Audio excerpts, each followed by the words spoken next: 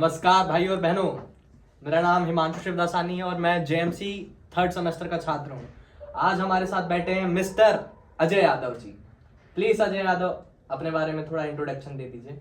मैं अजय यादव अभी Indira Gandhi national tribal university में अपना ग्रेजुएशन परस्यू कर रहा हूँ और मैं बीजीएमसी का छात्र हूँ। नहीं, आप थोड़ा अपना एक्सपीरियंस के बारे में बताइए। आपने कौन सी गवर्नमेंट एग्जाम्स दी है, क्या क्या आपने किया है, क्या क्या आपकी अचीवमेंट्स हैं, वो सब बताइए। सब जानना है इस बड़वे को। तो अगर शुरुआत से देखें तो मैं पहली से लेकर 12वीं तक की मेरी शिक्षा सीबीएसई स्कूल के केंद्रीय विद्यालय वायुसेना स्थल बरेली, मैं बरेली उत्तर प्रदेश से बिलोंग करता हूँ। वहाँ पर मैंने अपनी स्कूलिंग पूरी की है। उसके बाद सीयूईटी का एग्ज़ाम दिया, उसके बाद बीजीएमसी करने का सोचा था पहले से ही, तो वो मैं अभी कर रहा हूँ। और उसके साथ ही मैं ग्रेजुएशन के साथ कॉम्पिटिटिव एग्ज़ाम दे भी रहा हूँ लगातार। अभी मैंने एसएससी के 2-3 एग्ज़ाम दे रखे हैं। एक एसएससी जीडी का दिया था, एक एमटीएस का दिया था और इंडियन आर्मी का क्लियर भी हो गया था। फिजिकल भी हुआ, मेडिकल भी हुआ, परंतु फाइनल कट ऑफ में मैं रह गया।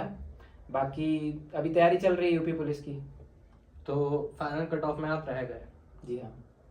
बड़ी खुशी हुई कि आपने सच बताया। क्या क्या कहना क्या चाह रहे हैं भाई आप? आपसे यही उम्मीद थी कि आप सच बताएंगे। और कौन सी एग्जाम दी है आपने? अभी तक मैंने ज़्यादातर एसएससी के ही एग्ज़ाम्स दिए हैं। बाकी इंडियन आर्मी एक सीआईएसएफ का एग्ज़ाम दिया था, उसका रिजल्ट अभी अवेटिंग है। उम्मीद है शायद उसमें नाम आ जाए। बाकी अभी यूपी पुलिस का री एग्ज़ाम में एक मौका मिला है, तो सोच रहा हूँ कि अच्छे से तैयारी करके अपना नंबर बढ़ाऊँ। अच्छा, आपका मेन एम क्या है? आपको क्या बनना है? आपने जर्नलिज्म भी लिया है और आप इधर उधर की गवर्नमेंट एग्जाम्स भी दे रहे हैं, तो आप फ्यूचर के बारे में सोचे हैं कि कैसा होगा फ्यूचर? करना क्या है जिंदगी में? कि बस गवर्नमेंट एग्जाम्स देते रहनी है और लक के ऊपर सब कुछ छोड़ देना है कि कोई ना कोई तो निकलेगा? जी, कुछ तो सोचे होंगे। बिल्कुल आपने ठीक बात कही, परंतु मेरा ये मानना है कि हमें गवर्नमेंट एग्जाम्स की तैयारी करनी है, क्योंकि हम सबको अपने जीवन यापन के लिए अच्छी इनकम तो चाहिए ही होगी। एट द एंड हमसे सब लोग यही पूछेंगे आप कितना कमाते हो, अच्छी लाइफ जीने के लिए, लग्जरी लाइफ जीने के लिए। तो इसीलिए हमें कोई ना कोई जॉब के लिए जाना तो पड़ेगा ही। और अगर हम चाहते हैं कि हम अच्छी ज़िंदगी जिएं, तो उसके लिए हमें कोई ना कोई जॉब प्रेफर करनी ही पड़ेगी। तो उसके लिए हम मेहनत कर रहे हैं, परंतु उसके साथ साथ हमें एक अच्छा इंसान भी बनना चाहते हैं कि हम मानवता को ना भूलें। इसीलिए मैं चाहता हूँ कि, और मेरा पहले शुरू से एम था कि मैं डिफेंस में जाऊँ, इसीलिए मैं डिफेंस की तैयारी भी कर रहा हूँ। और पर साथ में मैं सोचता हूँ कि कम्युनिकेशन स्किल्स को अपने बढ़ाकर आगे चलकर पॉलिटिक्स में भी एंट्री करूँ। तो मुझे आपका एम उथल पुथल दिख रहा है।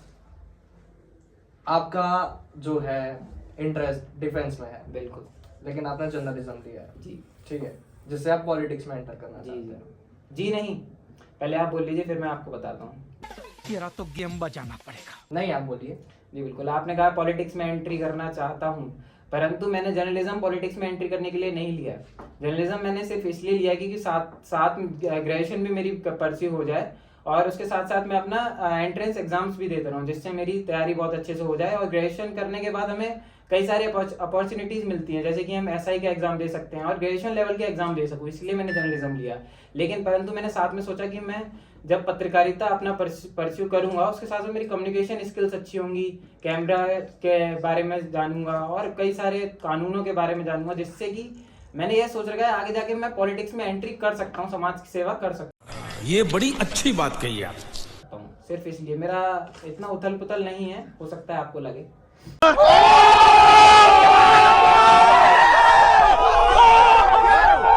अच्छा, आपको एक सिचुएशन देते हैं, ठीक है? मान लीजिए आप जर्नलिज्म करके ग्रेजुएशन हो गया आपका, आपको 10 लाख पर एनएम की जॉब मिलती है, ठीक है? आपका डिफेंस में भी निकल गया, बिल्कुल, और आप नेता भी बनने वाले हो, बिल्कुल। तो आप इन तीनों चीजों में से किसको प्रेफरेंस दोगे सबसे ज्यादा? मैं डिफेंस को प्रिपेयर करूंगा, क्योंकि वही मेरी जैसा कि मैंने आपको शुरू में बताया, पहली प्रायोरिटी मेरी वही है कि मैं देश के लिए ही कुछ ना कुछ करूं। और सबसे बड़ी समाज सेवा या फिर धर्म सेवा या राष्ट्र सेवा डिफेंस से बढ़कर कुछ नहीं हो सकती है, मेरा मानना। अरे बहुत शानदार जवाब आपका, सुन के मजा आ गया। धन्यवाद। और जैसे कि किसी को अगर डिफेंस में जाना है, ठीक है, कोई भी XYZ को अगर डिफेंस में परस्यू करना है करियर, तो वो क्या कर सकता है? मतलब क्या क्या उसके लिए स्किल्स चाहिए, क्या पढ़ना पड़ेगा और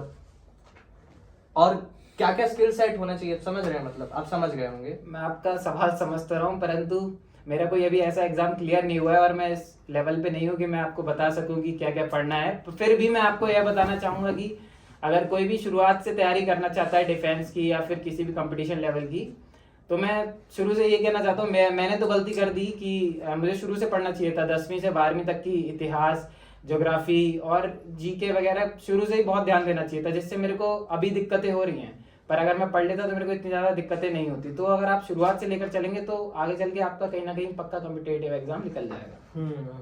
ठीक है। एसएससी एग्जाम देने के बाद एक छात्र, एक स्टूडेंट कौन सी फील्ड में जा सकता है? देखिए, मैं आपको सब शुरुआती लेवल से बताना चाहता हूँ। देखिए, 3-4 तरीके के एग्जाम होते हैं एसएससी में। एक तो एसएससी जीडी लेवल होता है, जो कि सबसे माना जाता है बेसिक लेवल का एग्जाम है। एसएससी जीडी हो गया, एसएससी एमटीएस हो गया। और कोई 12th करने के बाद ऑफिसर लेवल पे जाना चाहता है, उसके लिए हम एसएससी सीएचएसएल भी दे सकते हैं, कंबाइंड हायर सीनियर ऐसे करके कुछ होता है, मैं भूल रहा हूँ, माफ करिएगा। और एक एसएससी सीजीएल होता है, जो कि ग्रेजुएशन के बाद कंप्लीट होता है। उसमें डायरेक्ट हम इनकम टैक्स इंस्पेक्टर बनते हैं और बहुत सारी अच्छी अच्छी पोजीशंस होती हैं। पर अभी मैं बेसिक तौर पे शुरुआत के तौर पर एसएससी जीडी और एसएससी एमटीएस की तैयारी कर रहा हूँ, क्योंकि कंपटीशन का लेवल भी काफ़ी बढ़ चुका है और मुझे लगता है कि मैं हल्के हल्के करके उसे निकाल दूंगा। अच्छा, आप किसकी अभी करेंटली आप कौन से गवर्नमेंट एग्जाम की तैयारी कर रहे हैं? अभी करेंटली मेरा मेन फोकस इंडियन आर्मी और यूपी पुलिस के एग्जाम पर है। इंडियन आर्मी के एग्जाम्स की मुझे इतनी चिंता नहीं है, क्योंकि पिछली बार ही मैंने निकाला था, क्योंकि मैं फाइनल मेरिट में रह गया था। मुझे पता है क्यों मैं रह गया था, फिजिकल में थोड़ी दिक्कत रह गई थी। पर इस बार मैं काफ़ी मेहनत कर रहा हूँ और उम्मीद है इस बार हो जाएगा मेरा। और बाकी यूपी पुलिस का एक बार पेपर लीक हो गया था, अभी दोबारा 3-4 महीने मेरी एग्जाम है, तो उसकी पूरी जी जोर से मेहनत चल रही है। जहाँ तक मेरे को याद है, आपकी स्टोरीज इंस्टाग्राम में देखने के बाद आपने ये कहा था कि आपका फिजिकल क्लियर है, मेडिकल क्लियर है। तो आप अभी कह रहे हैं कि फिजिकल में थोड़ी दिक्कत हो गई थी। जी बिल्कुल, आपने ठीक कहा। मैं आपको बताना चाहता हूँ कि इसके 3 स्टेप्स रहते हैं। एक तो पहला रिटन एग्जाम होता है, उसके बाद फिजिकल एग्जाम होता है, फिर मेडिकल एग्जाम होता है। जैसा कि मैंने आपको बताया कि फिजिकल एग्जाम, जिसमें 100 नंबर का फिजिकल एग्जाम होता है, सॉरी माफ करिएगा, पहला होता है रिटन एग्जाम। रिटन एग्जाम भी 100 नंबर का होता है, जिसमें मेरे 83 या 84 मार्क्स कुछ आए थे पिछली बार। और उसके बाद मेरा फिजिकल के लिए कट ऑफ मात्र 62 या 63 नंबर लगी थी, तो जाहिर सी बात है फिजिकल के लिए हो गया क्लियर। अब फिजिकल में जब मैं गया तो उसमें 100 बच्चों में उन्होंने 30 बच्चे लिए थे, जिसमें मैं भी था एक। तो उसमें लेकिन मैंने जो सेकेंड लेवल की रनिंग होती है ना, वो मारी थी। मतलब 5 मिनट 10 सेकेंड समथिंग में मारी थी। अगर मैं 5 मिनट के अंदर अंदर मार देता तो मेरे नंबर वही बढ़ के 60 हो जाती है। एक अलग लेवल 100 नंबर का फिजिकल होता है, मैंने आपको बताया 100 नंबर का रिटन, 100 नंबर का फिजिकल। 100 नंबर का जो फिजिकल होता है उसमें 60 नंबर जो होते हैं वो रनिंग के होते हैं। जो बंदा 5 मिनट के अंदर अंदर रनिंग मार देता है उसे पूरे 60 अंक प्राप्त होते हैं, और जो बंदा 5 मिनट 10 सेकंड या 5 मिनट 15 सेकंड मारता है उसे 48 नंबर प्राप्त होते हैं। तो मुझे 48 नंबर प्राप्त हुए थे। उसके बाद 40 नंबर जो होते हैं वो पुलअप्स के होते हैं, चिनअप्स के होते हैं। तो उसमें मैंने 8 चिनअप्स मारे थे। 8 का मतलब 28 नंबर मुझे उसमें मिले। और इधर 28 और 48 मिलाकर आपके हो जाते हैं 76 मार्क्स हो जाते हैं शायद। और इधर आपके 80 समथिंग मेरे उसमें आए थे रिटर्न में। तो 80 और 76 156 समथिंग मेरे नंबर थे टोटल। और फाइनल मेरिट 160 समथिंग गई थी, इसलिए मेरा नहीं हो पाया था। मैंने आपको क्लियर बताया। तो जो मेरिट निकलती है, जी हाँ, वो किस मतलब कट ऑफ क्या रहता है उसकी? अभी तक हमने देखा है जितने भी एग्जाम्स थे पिछले लेवल पे, क्योंकि ये पहली बार ही रिटन एग्जाम हुआ था, इससे पहले फिजिकल होते थे। तो इस बार प्रथम बार था, तो इतना किसी को अंदाजा भी नहीं था। तो इस बार मेरिट 162 नंबर पे गई थी 200 में से। आप थोड़ा अपना एक्सपीरियंस बताइए कि जब आप गए थे एग्जाम देने तो आपके साथ क्या हुआ, स्टार्टिंग कैसे हुई और एंड कैसे हुआ, पूरा एक डिटेल में बताइए, ताकि उन सबको पता चल जाए कि एक्चुअल में होता क्या है जब आप किसी भी गवर्नमेंट एग्जाम या आर्मी के लिए ट्रायल देने जाते हो। जी हाँ, मैं आपको बिल्कुल बताना चाहूँगा। जब हम शुरुआती तौर पे इंडियन आर्मी की तैयारी करते हैं, तो अगर मैं विलेज के बच्चों की बात करूं और शहर के बच्चों की बात करूं, तो हम 2 भागों में बांटना चाहते हैं। क्योंकि हम देखते हैं कि गांव के बच्चे जो होते हैं उनमें आर्मी को लेकर एक अलग ही जज्बा होता है, रुचि होती है, और वो जाना चाहते हैं। क्योंकि वहाँ पर अच्छी शिक्षा प्राप्त नहीं होती है, तो वो सोचते हैं आर्मी में ही लग जाएंगे। परंतु अब गवर्नमेंट ने एक ऐसा रूल बना दिया है कि पहले हमें रिटन एग्जाम निकालना ही होगा। तो मैं उन सब बच्चों से भी कहना चाहता हूँ, और मैं खुद भी कह ही रहा हूँ, क्योंकि मैं अभी लगा नहीं हूँ, तो मैं मेरी बातों का शायद इतना असर ना पड़े। तो मैं उनसे भी ये कहना चाहता हूँ कि पहले फिजिकल पे इतना ध्यान ना दें, पहले रिटन एग्जाम्स पे ही ध्यान दें, जिससे कि वह रिटन करने के बाद ही फिजिकल पे जा सकेंगे। और जब मैं एग्जाम देने गया तो मैंने एग्जाम दिया, उसके बाद मेरा निकला, उसके बाद मैं फिजिकल देने गया। कौन से एग्जाम देने गए, फिर से बताइए। इंडियन आर्मी का एग्जाम होता है, शायद आप जानते नहीं हो। नहीं पता मुझे। ऑनेस्टली मुझे नहीं पता। जी बिल्कुल, मैं आपको कह तो रहा हूँ, शायद आप जानते हैं। हाँ बताओ। इंडियन आर्मी का एग्जाम होता है, आपको पता नहीं है क्या? एग्जाम इंडियन का आर्मी नाम- सोल्जर, एग्जाम का इंडियन नाम- आर्मी सोल्जर टेक्निकल। ठीक है। हाँ तो अजय, जैसा कि आप इंडियन सोल्जर का एग्जाम देने गए थे, तो आप अपना थोड़ा एक्सपीरियंस बताइए कि आपको क्या क्या डिफिकल्टीज फेस करनी पड़ी, क्या क्या चीज़ों से आपको क्या क्या एक्टिविटीज से आपको गुजरना पड़ा। सबसे जैसा कि मैंने आपको अभी बताया कि सर्वप्रथम मैंने अपना फॉर्म भरा, उसके पश्चात मेरे को एडमिट कार्ड आया और मैं कौन सा फॉर्म भरा? इंडियन आर्मी सोल्जर टेक्निकल का मैंने फॉर्म भरा। अच्छा, किसी को अगर भरना हो तो वो कहाँ से भर सकता जी है? बिल्कुल, उसके लिए आप सर्वप्रथम ज्वाइन इंडियन आर्मी करके गूगल पर डालिए, आप आपको ऑफिशियल वेबसाइट मिल जाएगी जहां पर हम सोल्जर लेवल की भी तैयारी कर सकते हैं और फॉर्म भी डाल सकते हैं। और जो जीडी लेवल का होता है और जो टेक्निकल लेवल का होता है, नर्सिंग असिस्टेंट, 3 प्रकार की होती हैं इसमें। तो हम उस पे जाके हमेशा हर साल में मार्च या फरवरी के, अभी भी फॉर्म चल रहे हैं, जिसको भरना है अभी भी जाकर भर सकता है। ज्वाइन इंडियन आर्मी पे 20 तारीख लास्ट डेट है, उस पे जाके आप अप्लाई कर सकते हैं। ठीक है, हाँ कंटिन्यू कीजिए। आप एक बार दोहरा देंगे? हाँ, एक्सपीरियंस आपका बताइए। जी, आप एक्सपीरियंस के बारे में पूछ रहे हैं, तो मैंने पहले फॉर्म भरा, उसके बाद मैं सीधे एग्जाम देने गया। उसके बाद रिजल्ट आया 1 महीने बाद, उसमें मेरिट लिस्ट थी, उसमें मेरा नाम था अजय यादव करके। कैसा लगा आपको जब आपका नाम मेरिट लिस्ट में आया? जी, मैंने जब एग्जाम दिया था मुझे अंदाजा हो गया था कि मेरा नाम मेरिट लिस्ट में आएगा, क्योंकि पेपर इतना हार्ड नहीं था। मैं आपको सच सच बताना चाहता हूँ, बहुत मतलब मीडियम लेवल का था, इतना हार्ड नहीं था। परंतु मेरे को सबसे ज्यादा दिक्कतें हुई मेरे को फिजिकल में, क्योंकि इंडियन आर्मी का फिजिकल निकालना आज के समय में बहुत कठिन है। अगर आप दौड़ कर देखें, आपको ही बोलना चाहूंगा, 1600 मीटर अगर आप दौड़ कर देखना चाहें, तो अगर आप अभी दौड़ेंगे तो आपकी मिनिमम टाइमिंग 7.5 से 8 मिनट के बीच आएगी, मैं आपको कहना चाहूंगा। परंतु अगर आप निरंतर प्रयास और मेहनत करेंगे तो 1 महीने के अंदर आप सिर्फ 2 मिनट ही घटा सकते हैं, मतलब 5.5 से 6। बच्चे वहां पर इतने तेज आते हैं, मतलब बहुत सारी फिजिकल एकेडमी, आपने इंदौर फिजिकल एकेडमी का नाम सुना होगा, इधर ही मध्य प्रदेश में ही। उसमें वो बच्चे इस लेवल से तैयारी करते हैं कि उनके अंदर इतनी ऊर्जा आ जाती है, वो बंदे 5 मिनट के अंदर अंदर फिजिकल निकालते हैं। तो उसमें काफी कंपटीशन होता है, तो मेरे को बहुत दिक्कतों का सामना करना पड़ा, मेरे को इंजरीज भी हुई काफी। फिर भी मैंने जैसे तैसे निकाल दिया, 2nd लेवल की मेरी रनिंग लिख ली थी। उसके बाद भी एक मेरिट लगी, फाइनल मेरिट। फिजिकल के बाद मेडिकल के लिए मेरिट लगी, उसमें भी मेरा क्लियर हो गया। तो मेरा मेडिकल भी हुआ, मेडिकल भी ठीक ठाक हो गया, सब कुछ क्लियर हुआ। उसके बाद फाइनल मेरिट लगी नवंबर में, परंतु फाइनल मेरिट में मेरा नाम नहीं आया। फिर उसके बाद अब मैं फिर से तैयारी कर रहा हूँ। बड़ा दुख लगा ये सुन के, इतना दुख हमको लग रहा है। तो आपका क्या एक्सपीरियंस था जब आपका मेरिट में नाम नहीं आया? आपको कैसा लगा था? जाहिर सी बात है, अगर आपका नाम ही ना है मेरिट लिस्ट में तो आपको निराशा तो होगी। पर उस टाइम भी मेरे को निराशा तो हुई, 1 हफ्ते, 2 हफ्ते, 3 हफ्ते। फिर मैंने सोचा कि निराशा करने से क्या ही होगा, फिर से रीस्टार्ट करते हैं। और फिर से रीस्टार्ट कर रहा हूँ और अभी तक रीस्टार्ट का काम चल रहा है। चलिए, बहुत बढ़िया। आशा है कि इस बार आपका निकल जाए। बहुत बहुत धन्यवाद आपका। और अभी आपने रिसेंटली 100 दिन पहले 75 डेज हार्ड चैलेंज चालू किया था।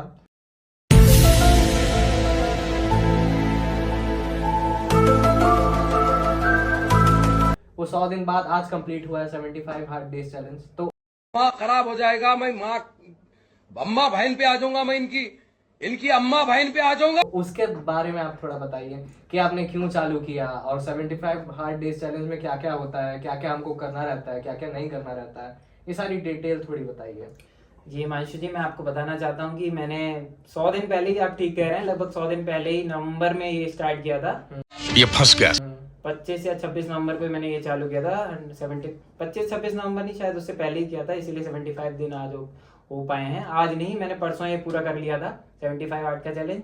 तो मैं आपको शुरू से बताना चाहता हूँ, अगर आप जानना चाहते हैं 75 हार्ड होता क्या है, तो इसका मैंने पूरा गूगल पे डाल कर देखा, यूट्यूब पे भी डाल के देखा कि ये होता क्या है अगर 75 हार्ड। तो 75 हार्ड एक ऐसी प्रक्रिया है जिसमें हम अपनी जो दिनचर्या होती है, डेली रूटीन, उसको बदलते किस प्रकार है, कि जब हम उससे पहले कैसे जी रहे होते हैं, उसके बाद कैसे जिएंगे। परंतु 75 हार्ड करने से पहले हमको सबसे पहले यह एक निश्चय, दृढ़ निश्चय, संकल्प लेना होगा कि हमें एक तो इंजरीज के लिए तैयार रहना होगा, हमें डेडिकेशन के लिए तैयार रहना होगा, हमें रूटीन अपना एक बनाना होगा कि हमें ये करना ही करना है, दूसरी चीजों को साइड में रखकर। तो इसमें बेसिकली रहता ही है कि हम स्टार्टिंग में मॉर्निंग में उठें।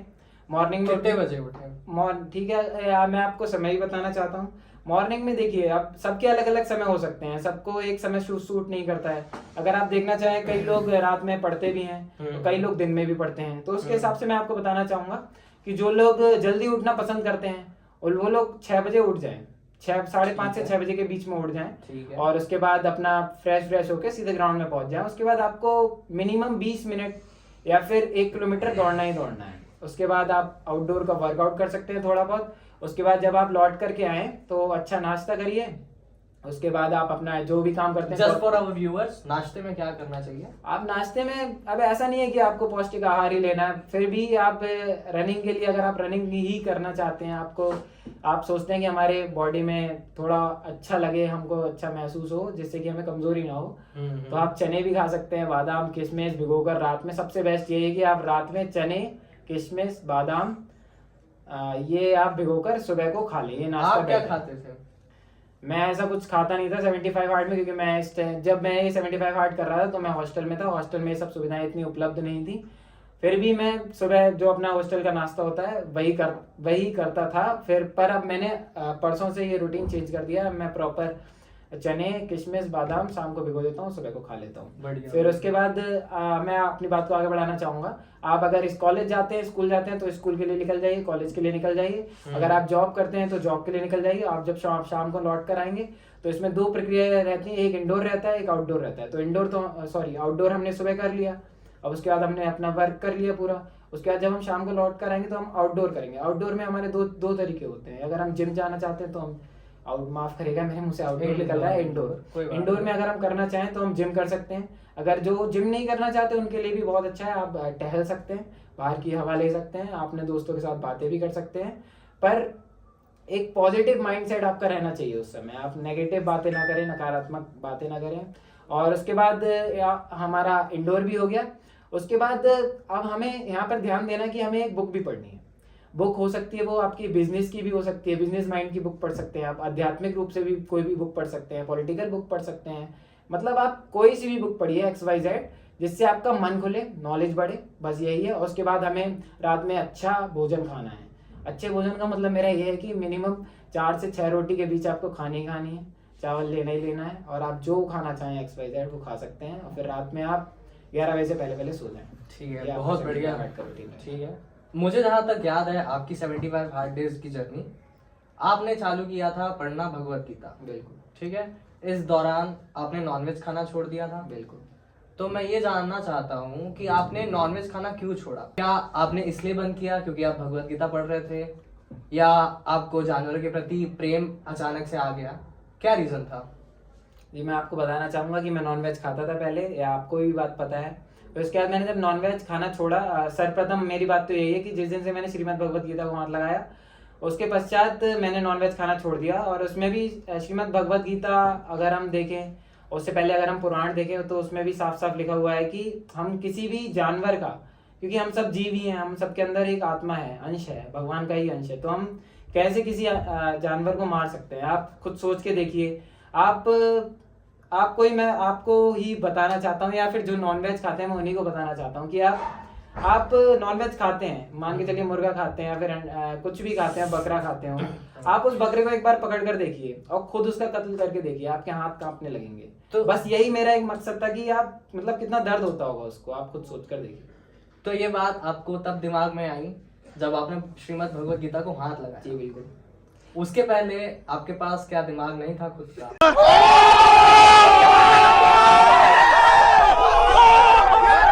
जी बिल्कुल, आपने ठीक बात कही। आपने यह बात मेरे से कही, लेकिन मेरे को इस चीज का पहले ज्ञान नहीं था, और मैंने इसके ज्ञान नहीं था? बिल्कुल बिल्कुल। तो क्या मैं आपकी बात पूरी कर सकता हूँ? पहले आप मेरी बात सुनिए। जी बिल्कुल। मैंने आपको 10 बार आपके रूम में समझाया कि जी। क्यों नहीं खाना चाहिए, क्यों नहीं खाना चाहिए, क्यों नहीं। मैं नहीं खाता हूँ जानवरों को, ठीक है। मैं पहले बहुत पहले खाता था, क्लास 10th में खाता था। मतलब आप भी खाते थे? खाता था क्लास 10th में। फिर मेरे को आपने एक्सेप्ट तो किया? हाँ, मैं खाता था भाई, मैं सीरियसली बोल रहा हूँ, मैं खाता था। मैंने क्यों छोड़ा? क्योंकि मेरे को पता चल गया, बिल्कुल, मेरे को अंदर से पता चला कि उनको भी दर्द होता है। बिल्कुल। ठीक है, तो मैंने लॉकडाउन में खाना छोड़ दिया। उसके बाद से मैं आज तक हाथ भी नहीं लगाया। ठीक है, ऐसा नहीं हुआ कि मैंने किसी धार्मिक किताब को हाथ लगाया तो मेरे दिमाग में अचानक से आया कि ये तो गलत है, ये नहीं करना चाहिए। ऐसा मेरे में नहीं है, मेरे को सेल्फ रियलाइजेशन हुआ। ठीक है, तो आप कह रहे हैं कि आपको इसका ज्ञान नहीं था पहले, श्रीमद् भगवत गीता के पहले इसके बारे में आपको ज्ञान नहीं था। मैंने आपको करीब 10 से 15 बार बताया होगा। जी बिल्कुल बताया होगा। और आपने ये भी कहा था, भाई तू ये सब बता रहा है लेकिन मेरे को क्यों नहीं फील हो रहा है। ऐसा आपने कहा था। बिल्कुल ठीक कह रहे हैं आप। तो तब आपको क्यों नहीं लगता था कि ये सब खाना गलत है? तब भी आप खाते थे, तो आपने क्यों छोड़ा? इसीलिए छोड़ा क्योंकि आप श्रीमद् भगवत गीता पढ़ने लगे।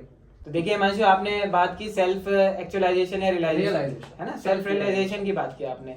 तो जैसा कि आप भी जानते हैं, हर मनुष्य एक जैसा नहीं होता। हो सकता है आपकी सेल्फ रियलाइजेशन की पावर बहुत तेज हो, आप बहुत जल्दी चीजों को समझ जाते हो, आप बहुत जल्दी चीजों पे एक्टिव हो जाते हो, परंतु उस टाइम मैं इस लेवल पे नहीं था। मैं चाहता तो था छोड़ना, मैंने कोशिश भी की 1 हफ्ते 2 हाँ, हफ्ते। मैंने देखा। जी बिल्कुल, आपने देखा भी। फिर मैंने सोचा खाते हैं। अब मैं आपको और मैं जिस आपको दिन मैंने आपको समझाया, अगले दिन ही आप चिकन काट रहे थे रूम में।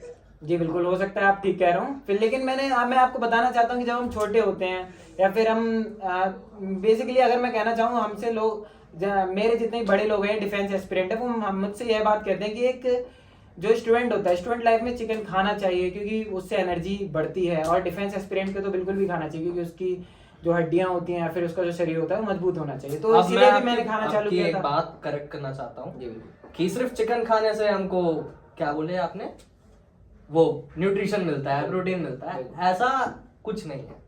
आप 1 मुट्ठी मूंग खाइए, वो 1 मुट्ठी मूंग 1 किलो चिकन के बराबर है, ठीक है?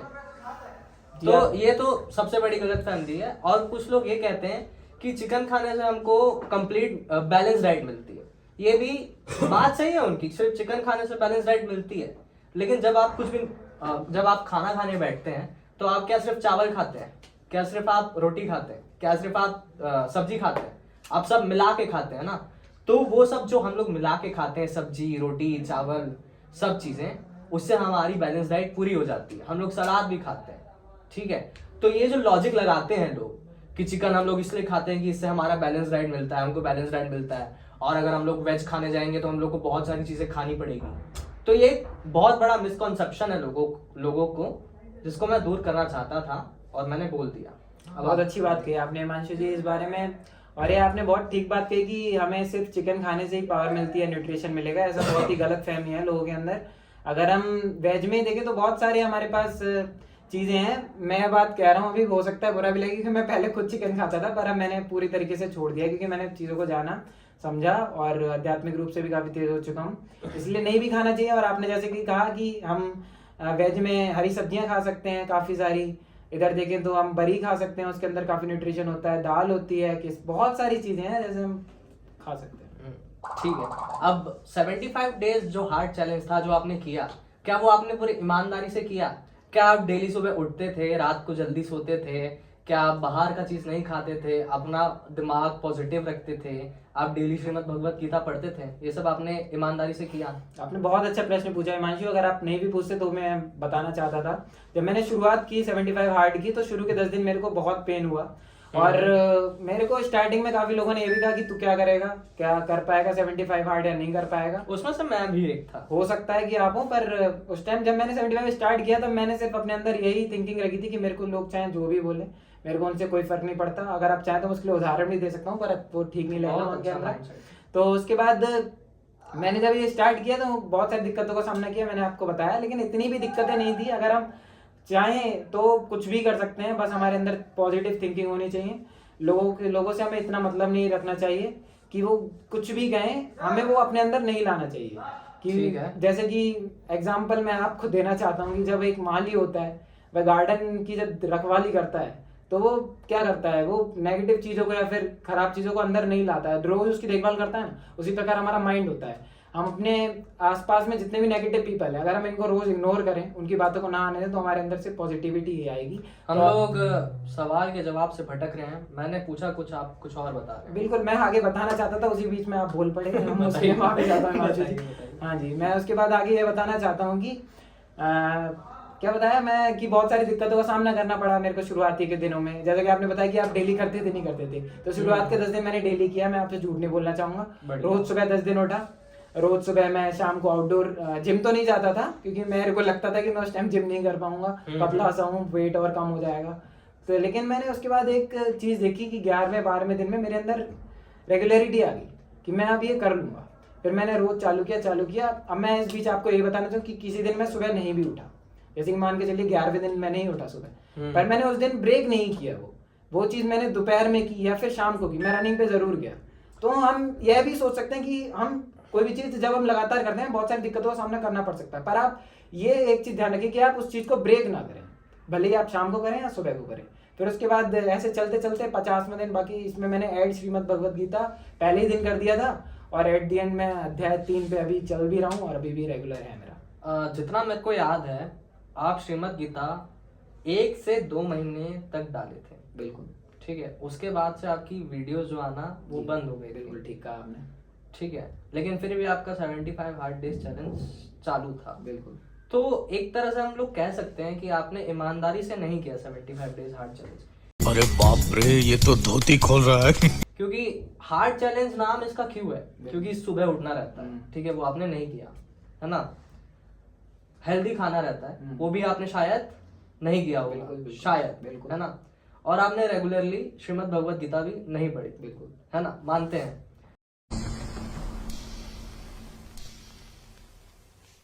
तो आप फिर क्यों इतना दिखावा करते हैं सोशल मीडिया में कि successfully completed 75 hard day challenge.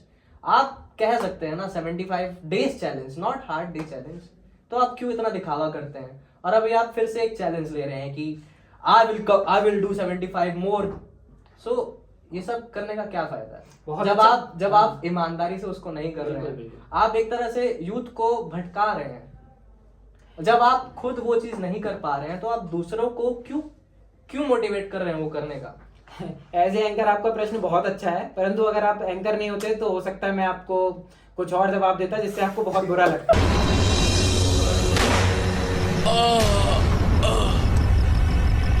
मगर क्यों? मैंने तेरा क्या बिगाड़ा था? परंतु एज ए एंकर आपका प्रश्न बहुत अच्छा है, इसके लिए मैं आंसर भी देना चाहता हूँ। मैं आपको जैसे कि हम देखें, आपने जो प्रश्न पूछा तो 75 स्टार्ट करने का मेरा क्या थिंकिंग थी कि मैं कुछ ना कुछ अपने अंदर चेंज लाना चाहता था, क्योंकि हो सकता है आपको दिखे या ना दिखे, उससे मेरे को कुछ भी फर्क नहीं पड़ता जैसा समाज अरे को आप सोचना है। पर्सनली क्यों ले रहे हैं? अब वो आराम से बात आपका करिए। वो आपका सोचने का नजरिया है, मेरी आवाज ही ऐसी हो सकता है आपको लगे कि मैं पर्सनली ले रहा हूँ, परंतु मैं पर्सनली धीरे नहीं। बात कीजिए, ठीक है। देख सकते हैं आप कैमरे पर ही हमको बोल रहे हैं कि धीरे बात करिए, हम अपनी भावनाओं को व्यक्त नहीं कर पा रहे हैं। करिए। अब भाई मैं आपसे कहना चाहता हूँ ना कि जब मैंने ये स्टार्ट किया, अब ये कुछ नेगेटिव तो था नहीं 75 हार्ड स्टार्ट नहीं, करना, negative आप भी नहीं जानते हैं। तो इस बीच में दिक्कतों का सामना करना, अब आप खुद सोचिए अगर आपको इसी बीच में फीवर आ गया काफी हार्ड, तो आप क्या रनिंग करने जाएंगे? तो Right. दिक्कतों का सामना करना पड़ता है ना। अब हम ये थोड़ी ना है कि जब हमको कोई आपने कहा यूथ भटकाने का काम कर रहा है, तो यूथ भटकाने का काम, मैं इसमें यूथ भटकाने का काम क्या कर रहा हूँ? कहीं ना कहीं मैंने तो शुरू में ये भी लिखा था कि मैं किसी को नहीं बता रहा हूँ, सिर्फ मैं अपने सेल्फ चेंज के लिए कर रहा हूँ। Okay. जिससे मैं सेल्फ चेंज हो सकता है मेरे अंदर आया ना आया हो, पर मुझे लगता है कि कहीं ना कहीं आया है। अच्छा ये चीज़ आप है। बताइए, आप यूथ नहीं भटका रहे हैं जी। ठीक है, लोग आपको फॉलो कर रहे हैं बिल्कुल। ठीक है, हमारे जो जूनियर्स हैं वो तो आपके फैन हैं, बिल्कुल ठीक है, वो आपको फॉलो कर रहे हैं। तो जब वो लोग ये चीज चालू करना मतलब 75 डेज चैलेंज वो लोग जब करेंगे और मान लीजिए उनसे नहीं हुआ, 10 दिन के बाद वो छोड़ दिए, तो उनका मोरल डाउन होगा? बिल्कुल होगा। क्यों नहीं होगा ना। हाँ जी। उनको लगेगा कि अजय भैया कर सकते हैं ऐसा, हम नहीं कर पा रहे हैं, हमारे अंदर कुछ खराबी होगी, तो इससे उनका मोरल डाउन नहीं होगा।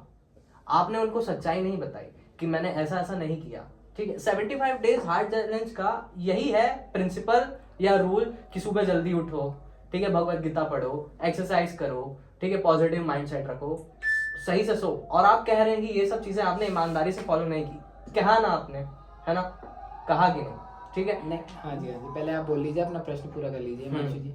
ये सब चीजें करनी रहती है जी। लेकिन ये सब चीजें आपने नहीं की जी। ठीक है। और आप बोल रहे हैं कि जब मैं कर सकता हूँ तो आप क्यों नहीं कर सकते हैं? आप भी इस चीज को करिए, बिल्कुल। लेकिन जब वो लोग करने जाएंगे, ठीक है, और वो नहीं कर पाएंगे ये सब। A few moments later. A few. जैसे कि आपने 75 हार्ड डेज चैलेंज ईमानदारी से नहीं किया, और अगर कोई हमारा जूनियर या कोई भी आपसे मोटिवेट होके बिल्कुल। वो जब ये करेगा बिल्कुल। और ये नहीं कर पाएगा, हाँ जी। उनको उसका तो मॉरल डाउन होगा ना, उसका तो मोटिवेशन डाउन होगा। तो आपका प्रश्न क्या है हिमांशु जी, आप पूछना क्या चाहते हैं? मैं पूछना ये चाहता हूँ कि जब वो चीज आपसे खुद नहीं हो पाई सही से जी। तो वो आप दूसरों को करने के लिए क्यों बोल रहे हैं? तो जैसे इससे साइड इफेक्ट मैं बता दे रहा हूँ, बिल्कुल। बेनिफिट तो बहुत सारे हैं, ठीक है, लेकिन जब बेनिफिट पॉजिटिव्स होते हैं तो नेगेटिव्स और खराब होते हैं, बिल्कुल। ठीक है। तो वो लोग जब करने जाएंगे, जी।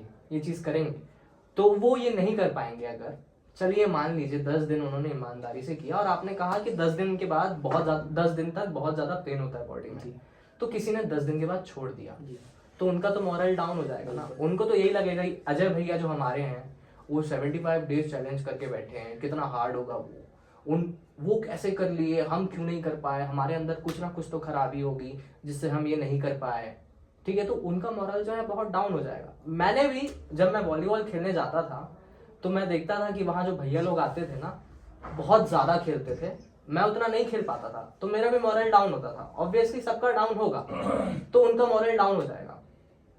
तो आपका प्रश्न क्या है? मैं आपसे फिर से मेरा प्रश्न यही है कि जब वो चीज आप खुद नहीं कर पाया तो दूसरों को क्यों बोल रहे हैं वो चीज करने की? आपने बहुत अच्छी बात कही। अब ये आपके सोचने का नजरिया हो सकता है कि मैं वो चीज नहीं कर पाया, पर मेरे को लगता है कि मैंने बहुत कुछ किया 75 हार्ड में। और मैं आपने बहुत कुछ किया, जरूर किया, बिल्कुल। लेकिन आपने 75 हार्ड डेज चैलेंज तो नहीं किया। बिल्कुल। अगर आप अपने मुंह से ही मेरी बात कहेंगे तो मैं कैसे इस चीज को आगे बढ़ा पाऊंगा। अगर आप ये कहना चाहते हैं कि 75 हार्ड मैं नहीं कर पाया तो मैं इस चीज को ऑन कैमरा भी नहीं एक्सेप्ट करूंगा कि मैंने नहीं कर पाया। मैंने 75 हार्ड ही किया और कर भी रहा हूँ लगातार। हो सकता है वह समाज के सोचने का नजरिया हो कि मैंने कैसे किया है कैसे नहीं किया। और मैं जिन लोगों को ये बताना चाहता हूँ कि आप भी 75 हार्ड करिए, तो मैं कोई गलत चीज तो उन्हें नहीं बता रहा हूँ, मैं ना कोई उनसे ले रहा हूँ कोई चीज की भाई आप करिए, उसमें मेरा क्या प्रॉफिट है, आप खुद सोचिए ना। सही बात है जी।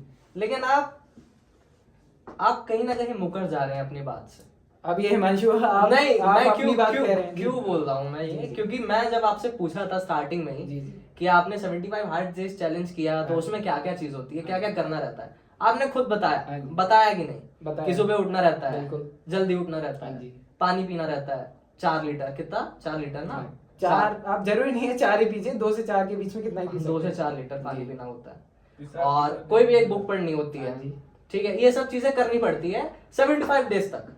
लेकिन आप ही कह रहे हैं कि मैं सुबह नहीं उठा, मैंने बुक पढ़नी छोड़ दी, तो आप ये नहीं देखिए आप गलत बोल रहे हैं। मैंने बुक पढ़नी छोड़ दी है, मैंने कभी तक नहीं कहा। आप ऑन कैमरा भी देख सकते हैं। आपने ब्रेक लिया, तो आप ठीक से बोलिए 1 मिनट। मतलब आप नहीं किए ना, मतलब आप नहीं, मैं कभी एक्सेप्ट नहीं करूंगा कि मैंने नहीं की। आपने 75 डेज हार्ड चैलेंज ईमानदारी से किया, बस इतना बताइए। ईमानदारी से किया। अब ईमानदारी से आप कहना चाहेंगे तो ईमानदारी से कोई भी कार्य नहीं हो सकता मेरे मानने से।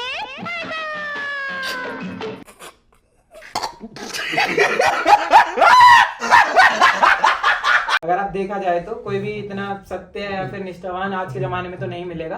पर मैं कहना चाहता हूँ 100% जो होता है ना कि 100%, उसमें से मैंने अपना 80% दिया। 80% ज्यादा बोलती है, थोड़ा और कम करिए। अब वो आप वही मैंने फिर से बोला, आप अपनी बात मेरे मुंह में डालना चाहते हो, मैं नहीं कर पाऊंगा, माफ कीजिएगा। ठीक है जनता। और मैं आपसे, आप एंकर भी हैं, मैं आपसे जरूर कहना चाहता हूँ आप 75 छोड़िए, 30 दिन तक आप करके दिखाइए, मैं आपको गिफ्ट दूंगा कोई ना कोई पक्का। हमको इंटरेस्ट ही नहीं। मैं गिरा होया बंदा जमा नीच बल्ली है। अब वो आपके ऊपर है, देखा जाएगा। आप जरूर इस क्लिप को डालिएगा जहाँ भी डालेंगे, ठीक है। हमको करना ही नहीं है, वो आपके वही है ना। मैंने आपसे कहा हर पर्सन का एक अलग अलग नजरिया होता है। कोई चीज कोई बंदा नहीं करना चाहता, हो सकता है आपका कोई दूसरा फील्ड हो, आप उसमें जाना चाहते हो। आप ये कंपैरिजन थोड़ी ना अच्छा होता है किसी चीज में। सही बात है, बिल्कुल ठीक कहा आपने, बहुत अच्छी बात कही। 75 हार्ड डेज के दौरान आपको क्या क्या चैलेंजेस आए और आपने कैसे उनको फेस किया, ये सब आप एक बार बताइए। और आपने 75 डेज में क्या क्या ऐसी गलती की जो कि आप लोगों को बताना चाहते हैं, ये भी बताइए। 75 स्टार्ट में जब हमने किया तो हमें काफ़ी दिक्कतों का सामना करना पड़ा, क्योंकि मैंने आपको बताया मैं उस टाइम हॉस्टल में था। एजेंटिव में मैं ग्रेजुएशन कर रहा हूँ, मैंने आपको बताया, और आप भी शायद कर रहे हैं वहीं से, आप भी मीडिया के ही छात्र हैं। तो दिक्कतों का सामना इन द सेंस हम देख सकते हैं कि मौसम का काफ़ी दिक्कतों का सामना करना पड़ा। कभी बारिश हो जाती थी तो हम बाहर नहीं जा सकते रनिंग पर, तो उसी दौरान मैं जिम में चले जाया करता था, जिम में रनिंग कर लिया करता था, आपने देखा भी होगा 1-2 बार। तो उस चीज़ को मैं वहाँ पे कवर कर लिया करता था। बाकी दिक्कतों का सामना हम देखें तो शारीरिक रूप से ही दिक्कत होती है, इसमें ज़्यादा मेंटल रूप से उतनी दिक्कत मेरे को नहीं हुई, क्योंकि मैं उस चीज़ के लिए प्रिपेयर था पहले से कि मेरे को मेंटल रूप से प्रिपेयर रहना ही होगा, और हम जितना मानसिक रूप से मजबूत होंगे तभी हम इस चीज़ को कर पाएंगे, वरना नहीं कर पाएंगे। चलिए ठीक है, बहुत बढ़िया। आगे के क्या प्लान्स हैं आपके? मेरे आगे के प्लान्स यही हैं कि मैंने आपको बताया यूपी पुलिस की मैं तैयारी कर रहा हूँ। अगर यूपी पुलिस में, अब मैं ये तो नहीं कहूँगा कि मेरा हो ही जाएगा, पर मैं अपना 100% दे रहा हूँ यूपी पुलिस के लिए। अगर मेरा यूपी पुलिस में नहीं भी होता है तो जैसा कि मैंने आपको बताया, मैं अभी BJMC कर रहा हूँ, आगे मेरा भी लास्ट ईयर शुरू होने वाला है। उसके बाद मैं IAMC की भी तैयारी चालू कर दी है, IAMC का एंट्रेंस दूंगा, उसके बाद वहाँ से PG करूँगा, और उसके बाद भगवान ने चाहा तो कोई अच्छी जगह पे मैं जॉब करूँगा, और उसके बाद हो सकता है 10-15 साल के बाद मैं पॉलिटिक्स में एंट्री करूँ। मैं जैसा कि मैंने आपको बताया अभी जेएमसी मैंने इसलिए ज्वाइन की। चलिए ठीक है, बहुत बहुत धन्यवाद अजय आपका हमारे इस पॉडकास्ट में आने के हिमांशु लिए। जी। और आप अगर आपको मेरे किसी भी सवाल का बुरा लगा हो तो उसको मुझे उसके लिए मुझे माफ़ करना। एज अ जर्नलिस्ट मेरा काम है लोगों से सवाल करना, और आपने मेरे सारे सवालों का बहुत ही बढ़िया से उत्तर दिया। बहुत बहुत धन्यवाद और हिमांशु जी। आशा है कि आप अच्छा काम करते रहेंगे। बहुत बहुत धन्यवाद हिमांशु जी।